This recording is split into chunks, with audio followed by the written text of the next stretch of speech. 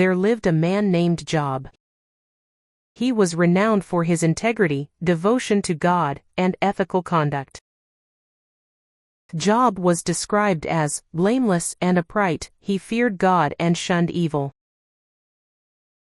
His righteousness was evident in his actions and the way he conducted his life.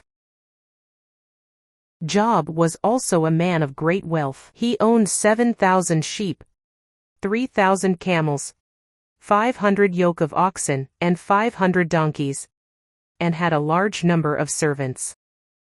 This abundance made him the greatest man among all the people of the East.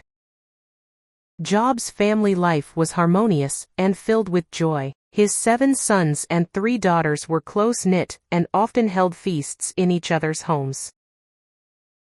Job, ever the dutiful father, would rise early in the morning after these feasts to offer burnt sacrifices on behalf of his children, thinking, "Perhaps my children have sinned and cursed God in their hearts."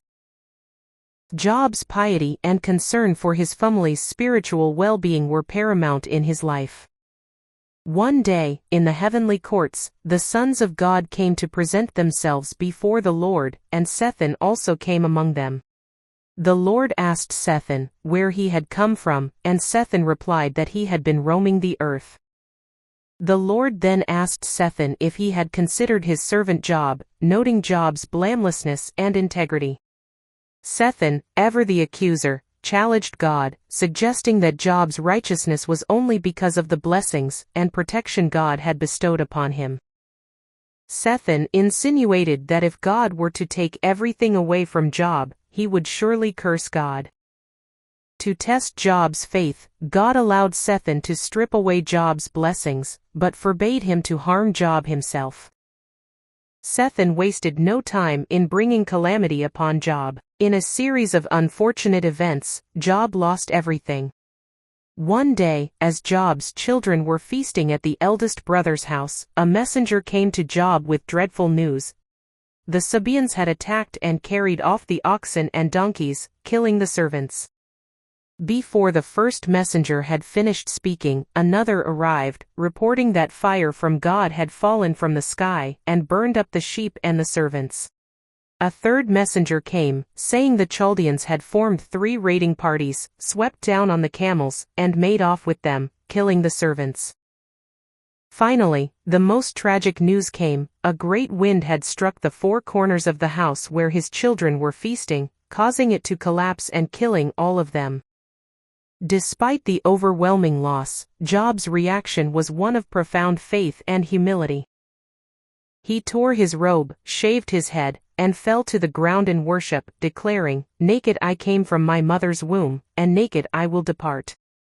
The Lord gave and the Lord has taken away, may the name of the Lord be praised." In all this, Job did not sin by charging God with wrongdoing. Satan, having failed to break Job's faith, returned to the heavenly court. The Lord again pointed out Job's unwavering integrity despite his suffering. Satan, however, insisted that Job's faith would crumble if he were afflicted physically, skin for skin. Satan replied, "A man will give all he has for his own life, but now stretch out your hand, and strike his flesh and bones, and he will surely curse you to your face." God granted Satan permission to afflict Job with painful sores, sparing only his life. Job was then struck with painful boils, from the soles of his feet to the crown of his head. In his misery, Job took a piece of broken pottery to scrape himself as he sat among the ashes. His wife, witnessing his intense suffering, urged him to curse God and die. Job rebuked her, saying, "You are talking like a foolish woman." In all this, Job did not sin in what he said. News of Job's suffering reached his friends, 3 of them, Eliphaz the Temanite, Bildad the Shuhite, and Zophar the Naamathite, came to offer their sympathy and comfort. They were shocked by Job's appearance, and could hardly recognize him. In a display of solidarity and mourning, they wept aloud, tore their robes, and sprinkled dust on their heads. They sat with Job on the ground for 7 days and 7 nights, saying nothing, because they saw how great his suffering was. After 7 days, Job finally broke the silence. He cursed the day of his birth, lamenting that he was ever born, and expressing his deep desire for death to release him from his agony. "Why did I not perish at birth, and die as I came from the womb?" he asked. Job's lament is a powerful expression of human suffering, and a cry for understanding in the face of inexplicable pain. Eliphaz, the first of Job's friends to speak, approached the situation with a mix of sympathy and traditional wisdom. He suggested that Job's suffering might be a result of sin, urging him to seek God's favor and repent. Eliphaz spoke of his own spiritual experiences and visions, emphasizing the greatness of God and the frailty of humans, implying that Job must have committed some wrongdoing. Job responded with frustration and sorrow, defending his integrity and expressing his confusion over why he, a righteous man, was suffering. He felt abandoned by his friends and misunderstood, as they continued to insist that his suffering was a punishment for sin. Bildad, the next to speak, was more direct in his accusation. He asserted that God does not pervert justice, and that Job's children must have sinned, urged Job to seek God earnestly, promising that God would restore him if he were truly righteous.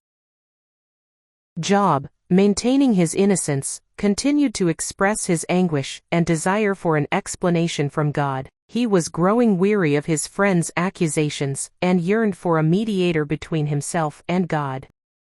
Zophar, the third friend, was the most severe in his approach. He bluntly accused Job of hidden sin, and urged him to repent, assuring him that a return to righteousness would bring about restoration. Throughout these dialogues, Job's friends clung to the traditional belief that suffering is always a result of sin, and prosperity is a sign of God's favor. Job, however, challenged this simplistic view, arguing for a more nuanced understanding of suffering and righteousness. As the debate continued, a younger man named Elihu, who had been listening in silence, finally spoke up. Elihu was angry with Job for justifying himself rather than God, and with Job's friends for failing to provide a satisfactory explanation. Elihu emphasized God's greatness and justice, suggesting that suffering might serve as a form of discipline or a test of character rather than punishment for sin. He urged Job to humble himself before God and to recognize the divine wisdom that surpasses human understanding. After Elihu's speech, God himself answered Job out of a whirlwind. Instead of providing direct answers, God posed a series of rhetorical questions to Job, highlighting the vastness and complexity of his creation. God said, "Where were you when I laid the earth's foundation? Tell me, if you understand. Who marked off its dimensions? Surely you know." God's questions serve to illustrate the limitations of human knowledge and the sovereignty of divine wisdom. Through this discourse, humbled and awed, Job acknowledged God's greatness and confessed his own lack of understanding. He said, "I know that you can do all things. No purpose of yours can be thwarted. Surely, I spoke of things I did not understand, things too wonderful for me to know. Therefore, I despise myself and repent in dust and ashes." God then turned to Job's friends, expressing his displeasure with them for not speaking the truth about him as Job had. He instructed them to offer burnt sacrifices and told Job to pray for them, which Job did. After Job prayed for his friends, God restored his fortunes, giving him twice as much as he had before. Job's family and friends came to him, offering comfort and consolation for all the troubles the Lord had brought upon him. In the end, Job was blessed with even greater prosperity than before. He had 14,000 sheep, 6,000 camels, 1,000 yoke of oxen, and 1,000 donkeys. He also had 7 more sons and 3 more daughters, who were renowned for their beauty. Job lived 140 more years, seeing his children and their children to the fourth generation. He died, old and full of years.